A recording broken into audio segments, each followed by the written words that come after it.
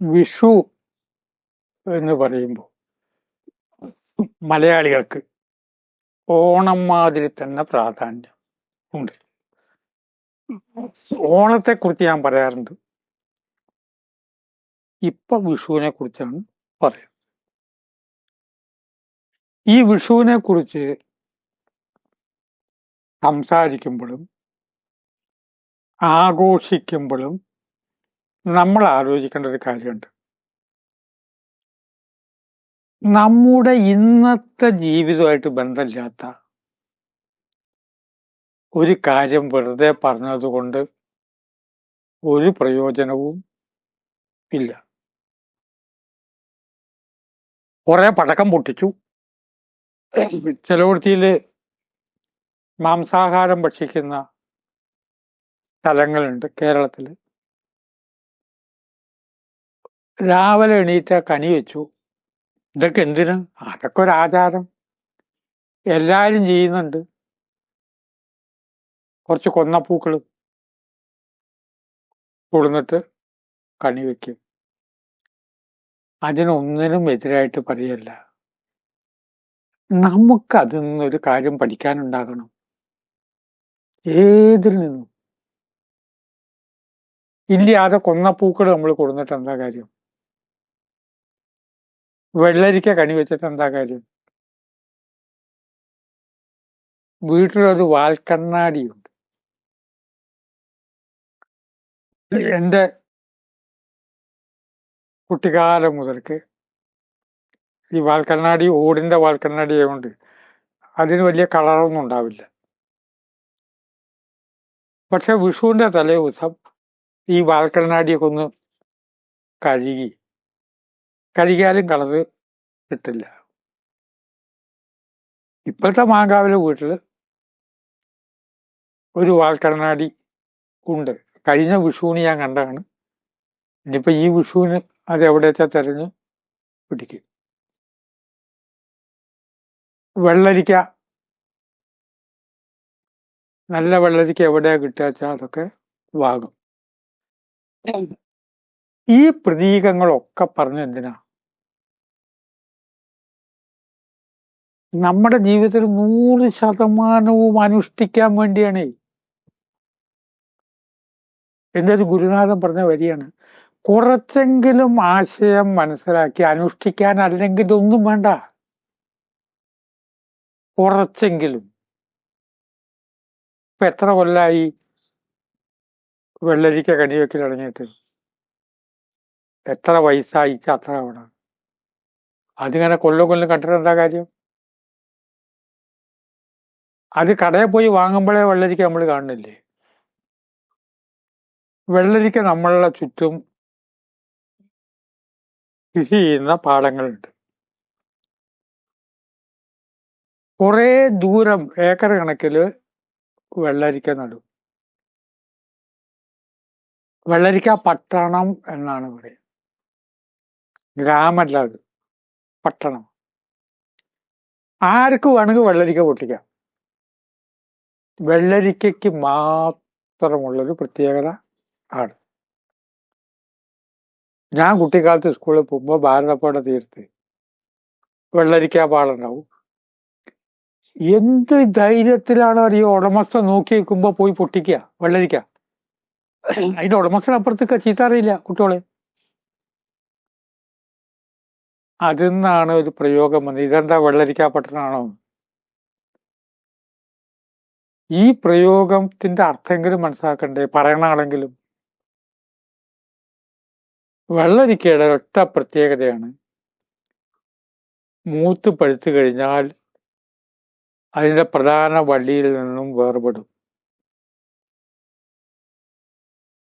നാം എത്ര പേര് ആ പ്രധാന വള്ളിയിൽ നിന്നും വേർപെടാൻ ഇഷ്ടപ്പെടുന്നു?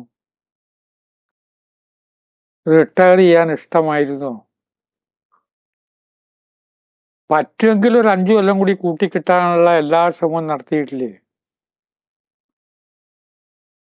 ഡ്യൂട്ടി കഴിഞ്ഞാൽ അതിൽ നിന്ന് അപ്പം മാറണ്ടേ? കാലാകാലം ഞാൻ മാത്രം നടപ്പുള്ള കാര്യമാണോ? ഏതൊക്കെ കാര്യത്തിൽ നിന്ന് പിന്മാറണം? ജോലിയിൽ നിന്ന് പോകുന്നു എന്ന് പിന്മാറണം. ചെയ്യുന്ന പ്രൊഫഷൻ എന്തായിരുന്നാലും ശരിയായിരുന്നു മാറണം. മക്കളുടെ കല്യാണം കഴിഞ്ഞു, പേരക്കുട്ടികളായി, പിന്നെയും അവരുടെ കാര്യത്തിൽ ഇടപെട്ടിട്ട് വേറൊന്നിനെ പറ്റി ശീലമില്ല നമുക്ക്. ഈ പിന്മാറ്റം നമുക്ക് ആവശ്യമാണ്. ഇതാണ് വിഷുവിന് വെള്ളരിക്ക തരുന്നത്. ആയ കാലത്തൊക്കെ നമ്മൾ ചെയ്യാം, അത് കഴിഞ്ഞാലോ നിർത്തണം. എൻ്റെ പല മിത്രങ്ങളും ഗുരുക്കന്മാരും രചന നിർത്തി എന്നങ്ങോട്ട് പ്രഖ്യാപിച്ചു. ഞാൻ ഈ എഴുതുന്നില്ല. ഞാൻ പ്രഖ്യാപിച്ചിട്ടില്ല എന്നേ ഉള്ളൂ. പ്രഖ്യാപിച്ചിട്ടില്ല, പ്രഖ്യാപിക്കുകയായിരിക്കും. അത് വേണ്ടേ? മകനും മകളും കല്യാണം കഴിച്ചു, മനസ്സ് അവിടേക്ക് തിരിയണം. ഇനി പരമാത്മാവിലേക്ക് തിരിയേണ്ട സമയമല്ലേ? ഓരോ വിഷുവും നമുക്ക് വെള്ളരിക്ക ഇങ്ങനൊരു ഗുണപാഠം തരും. പിന്നെ ഏറ്റവും പരമാണു എന്ന് പറഞ്ഞാൽ എന്താ? ഒന്നാമത് പരമാണു എന്നൊന്നുമില്ല. പരമാണു എന്നില്ല പറയാൻ കാരണം, നാം പരമാണു വിചാരിക്കുന്ന എൻ്റെ അകത്ത് അനവധി ആകാശമുണ്ട്. ഇപ്പൊ സ്കൈ ഗ്യാപ്പ് എന്ന് പറയുന്ന ആകാശം ശബ്ദം കൊണ്ട് നിർമ്മിക്കപ്പെട്ടതാ. ഇതിവിടെ നിർമ്മിക്കപ്പെട്ടതാ. അതിനകത്ത് എത്രയോ കാര്യങ്ങളുണ്ട്. വിമാനത്തെ വരെ ഒളിപ്പിച്ചു വെക്കാവുന്ന സുഷിരങ്ങളുണ്ടത്രേ വായുവിനകത്തും ആകാശത്തിനകത്തും. അപ്പൊ പരമാണു എന്ന് പറയുമ്പോൾ നമുക്ക് പെട്ടെന്ന് കാണാൻ പറ്റുന്ന എന്താ? തീരെ ചെറിയ മത്സ്യക്കുഞ്ഞുങ്ങൾ, അത് ഇളകും ചെയ്യും മത്സ്യക്കുഞ്ഞുങ്ങൾ. അപ്പൊ ദശാവതാരങ്ങളുടെ ആദ്യത്തെ മത്സ്യം എന്ന് പറയാൻ കാരണം, ആദ്യമുണ്ടായ ജീവി ആകാശം, വായു, അഗ്നി, ജലം എന്ന ഓർഡറിലാണ് വന്നത്. ആ ജലത്തിൽ ഉണ്ടായതാണ് മീന്. ജലത്തിൽ ഉണ്ടായിട്ടുള്ളത് മീനായതുകൊണ്ട് ഏറ്റവും പരമമായിട്ടുള്ള അണുവായിട്ട് വിഷ്ണു തന്നെ മീനായിട്ട് രൂപമെടുത്തു. അതിലും ചെറുതാക്കാൻ പറ്റുമോ? സമുദ്രത്തിൽ എത്ര മണലുണ്ടോ അതിനെ കോടികൾ കൊണ്ട് പെരുക്കിയാൽ ആ സംഖ്യ കൊണ്ട് ഹരിച്ചാലും കിട്ടാത്തതിനേക്കാൾ സൂക്ഷ്മതലത്തിലാണ് പ്രപഞ്ച സംവിധാനം. അതിൻ്റെ പ്രതീകമാണ് വാൽക്കണ്ണാടി. ബീജത്തിന്റെ ആദ്യ രൂപം ചെറിയതിൻ്റെ ചെറിയ രൂപത്തിനെ നമുക്ക് കാണാനൊന്ന് വലുതായി കാണാമല്ലോ. ഇങ്ങനെ ഓരോ കാര്യവും വിഷുവായിട്ട് ബന്ധപ്പെട്ട് ഫലങ്ങള്, മാങ്ങ, ഇടിച്ചക്ക, ഇതൊക്കെ കണി വെക്കും. ആ ഇടിച്ചക്ക കണി വെക്കുമ്പോൾ ഒരു കാര്യം ശ്രദ്ധിക്കണം. അടുക്കളയിൽ കയറാത്ത ഭർത്താവാണെങ്കിൽ അയാൾക്ക് ഉച്ചയ്ക്ക് ആഹാരം ഉണ്ടാക്കിക്കൊണ്ടിരിക്കുകയാണ് അയാളുടെ ഭാര്യ അടുക്കളയിൽ. അടുക്കളയിൽ അങ്ങോട്ടും ഇങ്ങോട്ടും നടക്കുന്നത് കൂട്ടി വെച്ചാൽ ആ നടത്തുന്ന എത്രയോ കിലോമീറ്റർ വരും. ഇതുപോലെ രണ്ട് കാര്യം ചിന്തിക്കണം. അകത്ത് കഴിച്ച ഭക്ഷണം ദഹിപ്പിക്കാൻ എത്രയോ പരമാണുക്കൾ ശ്രമിക്കുന്നുണ്ട്. വയറിൻ്റെ അകത്ത് ഇത്രയും കാര്യങ്ങൾ നടക്കുന്നത് ചിന്തയുണ്ടാകണം. തീർന്നില്ല. നാളെയാണ് സദ്യ. ഇന്ന് തന്നെ കൂട്ടാൻ്റെ കഷ്ണമൊക്കെ നുറുക്കി വെക്കല്ലോ സദ്യ നടത്തുന്നവര്.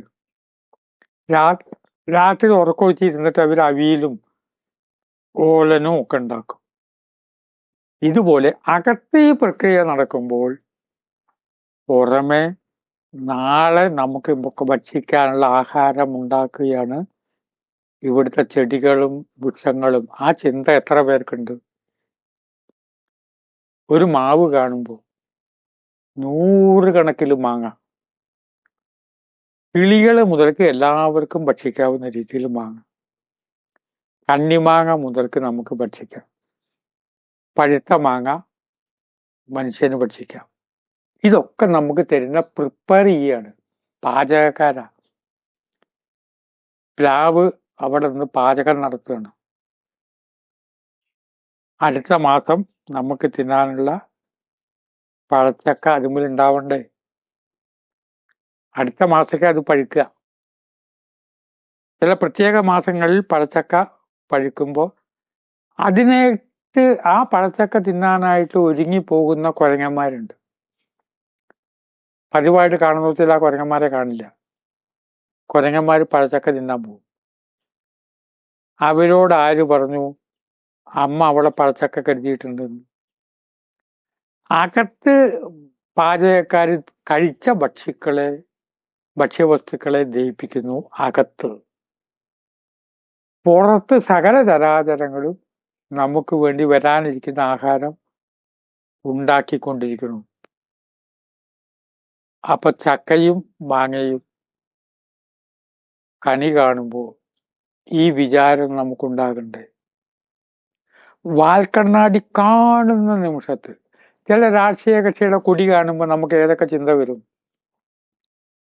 ആ കക്ഷി, അതിന്റെ ആദർശം ഒക്കെ ചിന്ത വരുന്നത് പോലെ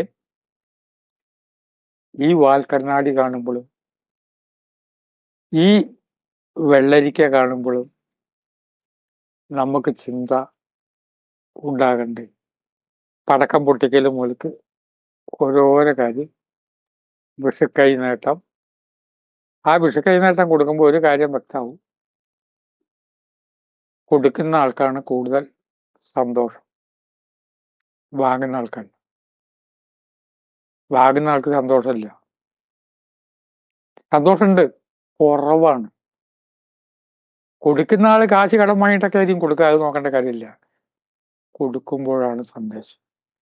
നമ്മളുടെ ബുദ്ധി സമമായി നിൽക്കുക എന്ന് പറഞ്ഞാൽ സൂര്യൻ അതിൻ്റെ ഉച്ചസ്ഥായിയിൽ നിൽക്കുന്ന നിമിഷങ്ങളാണ് വിഷുവായിട്ട് വരുന്നത്. സമമായ ബുദ്ധി. സമാധി ഭാഷ എന്നുള്ളൊരു ഭാഷയുണ്ട്. ആ സമാധി ഭാഷയുടെ നിലവാരത്തിലേക്ക് വരുമ്പോഴാണ് നമുക്ക് പലതും മനസ്സിലാവുകയുള്ളൂ. ആ നിലവാരത്തിലേക്ക് വരുമ്പോൾ ആളുകൾ പറയുന്നത് മുഴുവൻ ശരിയാണ്. ആ ഭാഷ അറിയാത്തവർക്ക് ഇതൊക്കെ തെറ്റാ തോന്നും. അവർ പറയും ഞാൻ അതല്ല ഉദ്ദേശിച്ചത്, ഞാൻ ഉദ്ദേശിച്ച അതല്ല. അവരുദ്ദേശിച്ച് നമുക്ക് മനസ്സിലായിട്ടില്ല. ഈ വർഷത്തെ വിഷു വെറുതെ പറയുന്നതല്ല, ആശംസ എന്ന് പോസിറ്റീവായി ഓരോന്നിനെയും കാണുക. വിഷുവിൻ്റെ എല്ലാ പ്രതീകത്തിൻ്റെയും അർത്ഥം മനസ്സിലാക്കുക. ചിന്തയ്ക്ക് വിട്ട് വാക്കുകൾ സംഭരിക്കുന്നു. നമസ്കാരം.